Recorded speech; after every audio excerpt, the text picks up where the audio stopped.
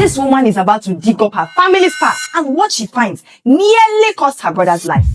This woman, her name is Zainab Hassan. She's 31 years old, living in Kano, and she's not your regular type of historian. Zainab is a genealogy researcher. Basically, she helps wealthy families trace their roots using a mix of old stories, colonial records, and even DNA tests. This is a woman who spends her days surrounded by shelves of dusty files, microfilm readers buzzing, and 2 computer monitors glowing in the dark like floodlights. Her clients come in with pride, boasting about their royal lineage, and she patiently cross-checks every claim, listening to endless tales about great-grandfathers who own half the land in Kaduna or fought beside famous emirs. You even see her smiling politely as one old man rambles about how his family tree stretched back to the Arabian Peninsula. Meanwhile, she's typing fast, entering dates into her database, cross-referencing DNA results. Her younger brother likes to tease her. Anytime her phone buzzes, it's usually him laughing. Zainab, you are obsessed with dead people, oh. One day you marry a ghost. She ignores him, of course. But in her family, there's one story that never changes. Her grandmother has repeated it so often that it sounds like gospel truth. We were just simple farmers from a small village, nothing special. And that is where the problem starts. Because one day, Zainab receives her own ancestry DNA results. She's curious, scrolling through the reports. Suddenly, her face hardens. The result says she shares genetic markers with the Meduguri trading family.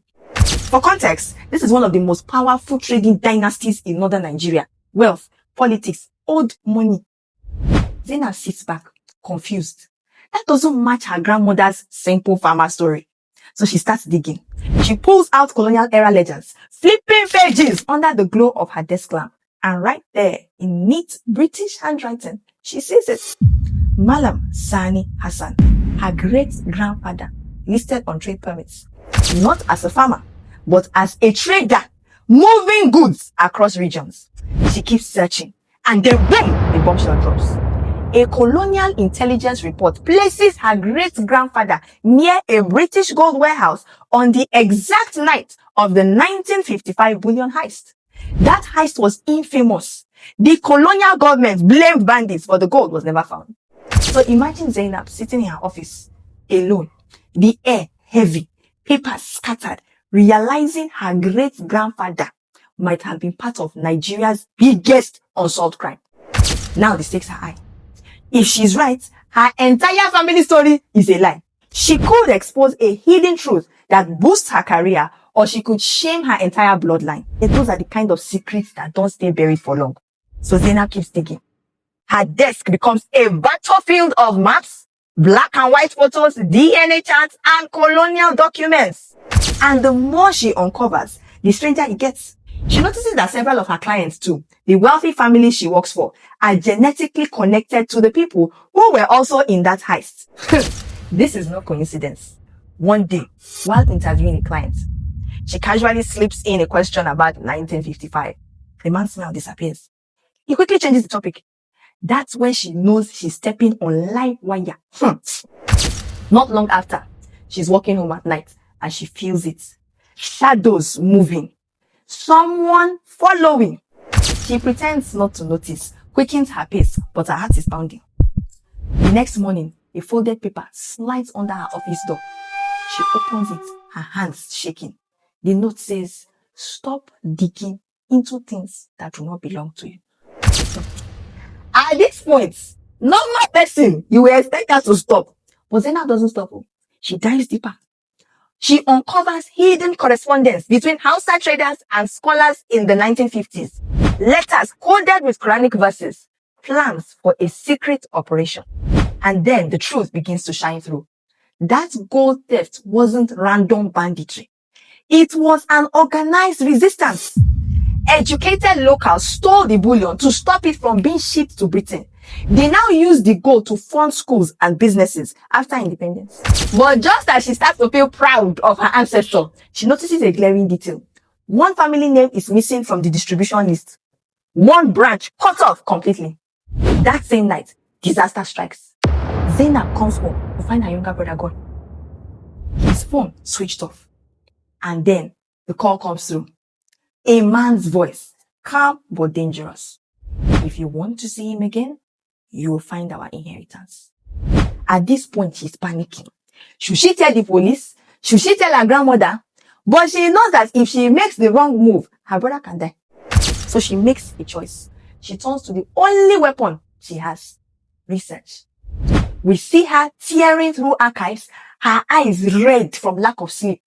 She blows dust off records, zooms in on blood photographs of old trading caravans, overlays genealogical charts like a detective solving a murder case. And then she finds it.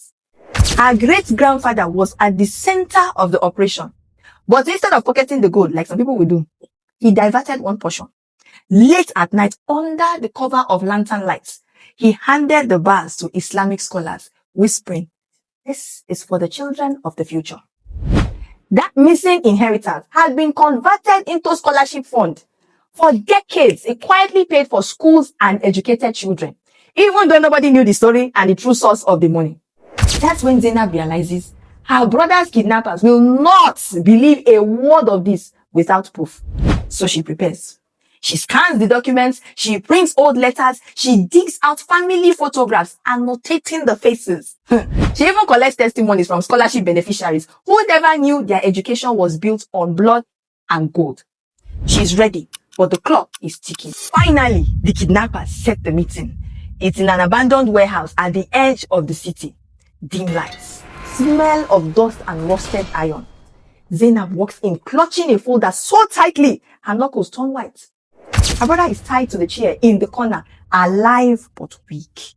She faces the leader, her voice trembling at first, but steady as she lays the documents on the table. She says, "Your ancestors were never cheated. Their share has been alive all this while, but in another form. It built schools. It gave scholarships. It turned gold into hope." At first they laugh. They call it lies. But then they pick up the documents, the old names, the details, the photographs, things only their elders could have known. Their leader goes silent. The younger men exchange uneasy glances. For the first time, they begin to doubt their own reach. And that is where the story pivots. Zainab sits across from the family, the old records spread out on the table. Her voice is steady as she points to the names, the signatures, the faded receipts tied to the scholarship fund. At first, they shake their heads, insisting she's lying. Then one of the elders notices his own grandfather's handwriting, and the anger in the room softens into confusion. Her brother is brought forward, shaken but unharmed. Zainab holds him tightly, relief flooding her chest. She explains how the gold has lived on, not as personal wealth, but as thousands of educated sons and daughters who rose from villages to universities. The kidnappers exchange looks, torn between pride and resentment. Slowly, the realization sinks in. Their bloodline was part of something greater than money. After a long silence, the elder speaks. "Then we have been chasing shadows for 6 to 8 years. He orders her brother untied. Weeks later, Zainab launches a new project, tracing not just blood, but hidden legacies of sacrifice and resilience. Families begin to come, not just for wealth, but for meaning. Zainab smiles, knowing her great-grandfather's secret has found its way home at last.